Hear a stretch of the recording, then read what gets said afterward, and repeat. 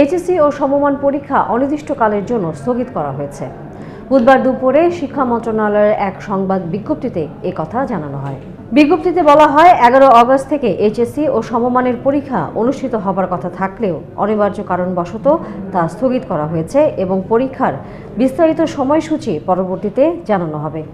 প্রায় 14.5 লাখ শিক্ষার্থীর অংশগ্রহণে 30 জুন এইচএসসি ও সমমানের পরীক্ষা সারা দেশে একযোগে শুরু হয়েছিল। তবে সিলেট অঞ্চলে বন্যা পরিস্থিতির অবনতি ঘটায় ওই বিভাগের আওতাধীন পরীক্ষাগুলো 8 জুলাই পর্যন্ত স্থগিত করা হয়েছিল এবং পরে সেই পরীক্ষা শুরু হয়।